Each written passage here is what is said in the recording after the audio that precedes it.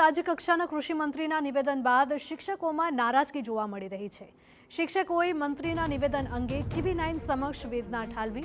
સમાજના ઘડવૈયા શિક્ષકનું સ્થાન સમાજમાં ઉચ્ચ સ્થાને છે। રાજ્યના શિક્ષકોએ શિક્ષણ સિવાયના 100થી વધારે કામો કર્યા। શિક્ષક વધારાના કામ કરે છે, વધારાનો પગાર નથી લેતો। મંત્રીજી વાતથી પણ અજાણ છે કે 8મું પગાર પંચ હજુ લાગુ નથી થયું। મંત્રીએ વિચારવું જોઈએ કે શિક્ષકો આંદોલન કેમ કરે છે। જો સરકાર યોગ્ય પગાર ભથ્થા અને પેન્શન આપે તો આંદોલન ન થાય। કૃષિ મંત્રીએ એમનું નિવેદન પરત ખેંચવું જોઈએ। राज्य कक्षाना कृषि मंत्री रमेशभाई कटारा द्वारा शिक्षकोने लईने एक निवेदन आपवामां आव्युं छे अने ए निवेदनमां एमणे स्पष्ट कर्युं छे के शिक्षकोने तमाम जे लाभो छे आर्थिक लाभो ए मळी रह्या छे। आम छतां पण तेओ योग्य काम नहीं करी रह्या अथवा तो एमनी भूख नहीं भागती। आ सिवाय मोबाइल में ध्यान खूब होय छे। ए प्रकारना अनेक प्रकारना निवेदनों शिक्षको बाबते एमना द्वारा करवामां आव्या छे। राज्यना शिक्षको आपणी साथे छे, एमनी साथे वातचीत करीए शुं कही कही रह्या छे। बेन, शा माटे मंत्रीने एवुं लागी रह्युं छे के शिक्षकोनी भूख नहीं भागती? मंत्रीश्रीने आવું શા માટે લાગી રહ્યું છે એ તો એમનું અંગત મંતવ્ય હોઈ શકે, પણ એમનું જે નિવેદન છે એ શિક્ષક સમાજની એનાથી ખૂબ લાગણી દુભાઈ છે। આજે એક રાષ્ટ્રનો ઘડવૈયો, સમાજનો ઘડવૈયો શિક્ષક, એનું આપણી ભારતીય સંસ્કૃતિમાં ઉચ્ચ સ્થાન હોય અને જ્યારે શિક્ષકો પોતાના વિભાગ સિવાયની અન્ય વિભાગની કામગીરીઓ કરી રહ્યો હોય, જેવી કે વસ્તી ગણતરીની કામગીરી છે, BLOમાં SIRની કામગીરી કરી છે, શિક્ષકોએ કોરોનામાં હોસ્પિટલમાં પણ ફરજ નિભાવી છે। એ સિવાય અનેક પ્રકારના 112 જેટલા કામગીરી જે છે એ શિક્ષકો કરે છે। એનું અમારા અખિલ ભારતીય રાષ્ટ્રીય શૈક્ષિક મહાસંઘ ગુજરાત પ્રાંતે લિસ્ટ આપેલું છે સરકારમાં કે શિક્ષકો પાસે શિક્ષણ સિવાયની આટલી અન્ય કામગીરીઓ કરવામાં આવી રહી છે। તો ત્યારે મંત્રીશ્રીનું આ જે નિવેદન છે એને અમે સખત શબ્દોમાં વખોડી નાખીએ છીએ, કારણ કે શિક્ષકોને જે પગાર મળે છે એ તમામ વિભાગના કર્મચારીઓને એમના પગાર પંચના જે વેતન અને ભથ્થા નક્કી થયા હોય એ મુજબનો જ પગાર મળતો હોય છે। એ સિવાયના અન્ય કોઈ વધારાના પગાર શિક્ષક લેતો નથી। હા, વધારાના કામ ચોક્કસ કરે છે। તો મંત્રીશ્રીએ પોતે પહેલાં આ બાબતની ખાતરી કરવી જોઈએ, ત્યારબાદ જ જાહેર સ્ટેજ ઉપરથી આવા નિવેદનો આપવા જોઈએ। આના કારણે શિક્ષક સમાજમાં ખૂબ રોષ છે। એમને લાગી રહ્યું છે કે શિક્ષકો આંદોલનો ખૂબ કરી રહ્યા છે। મંત્રીશ્રીને કદાચ એવું લાગતું હશે, પણ એમણે પોતે પણ વિચારવું જોઈએ કે આંદોલન ક્યારે થાય, જ્યારે કેન્દ્ર સરકાર પોતાના કર્મચારીઓને જે વસ્તુઓ આપી રહી છે એ જ પ્રમાણે પગાર ભથ્થા અને જે જીવનની મૂડી કહેવાય પેન્શન એ જો શિક્ષકોને સરકાર આપી દેતી હોય તો આંદોલનની જરૂર જ ના રહે।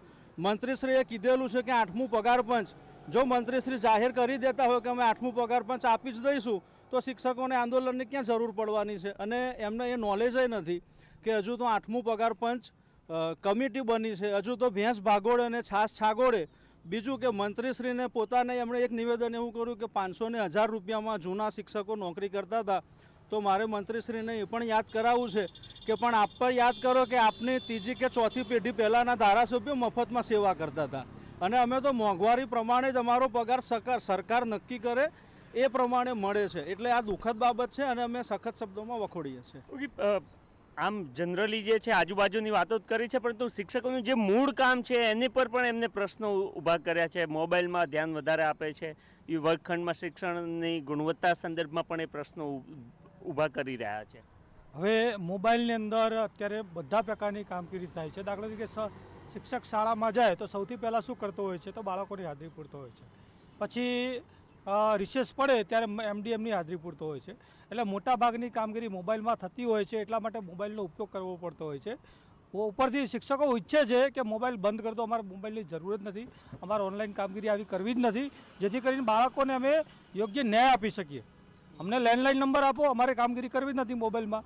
અત્યારે મોટાભાગની કામગીરી વસ્તી ગણતરી કામગીરી હોય, BLO કામગીરી હોય, એ બધી કામગીરીઓ જો ઓનલાઈન થતી હોય તો મોબાઈલની જરૂર પડતી હોય છે અને એના માટે શિક્ષકો મોબાઈલનો ઉપયોગ કરે છે, નહીં કે કોઈ બીજી વસ્તુ માટે ઉપયોગ કરતા હોય છે। એટલા માટે મંત્રીશ્રીએ નિવેદન કર્યું છે કે મોબાઈલમાં વ્યસ્ત હોય છે એ સરકારી કામગીરીના કારણે વ્યસ્ત હોય છે, કંઈ એમના અંગત કામ માટે વ્યસ્ત હોતા નથી।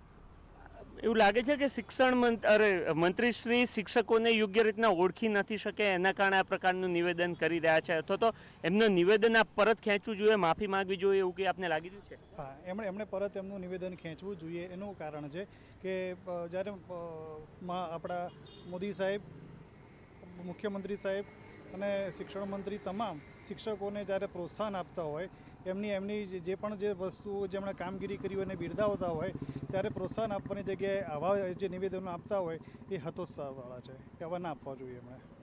ઓકે, આપને શું લાગે છે કે એમના નિવેદન પરત ખેંચવું જોઈએ? 100% પરત ખેંચવું જોઈએ. આ ખૂબ દુઃખદાયક બાબત છે. આટલા બધા કામ હોવા છતાં શિક્ષકો સવારે 7 વાગ્યાથી લઈને રાત્રે 12 વાગ્યા સુધી આખી રાત દિવસ એમને તો કંઈક ને કંઈક મેસેજ આવે છે. આજે રવિવાર છે, આપ જોઈ શકશો કે ગ્રુપની અંદર સવારથી 6 લિંક ભરવા માટે અને ઘણા બધા મેસેજ આવી ગયા છે.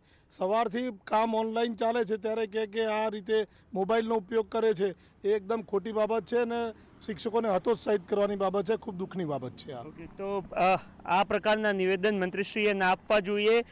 જરૂરથી એમ કહેવામાં આવતું હોય છે કે શિક્ષક કભી સાધારણ નહીં હોતા અને કદાચ એના જ કારણે આ શિક્ષકો જે છે એ 100થી પણ વધારે શિક્ષણ સિવાયના કામ અત્યાર સુધીમાં કરી ચૂક્યા છે અને એ કદાચ મંત્રીશ્રી ભૂલી ગયા હશે અને ગેરસમજ થઈ હશે ને એના કારણે આ પ્રકારનું નિવેદન આપ્યું હોઈ શકે.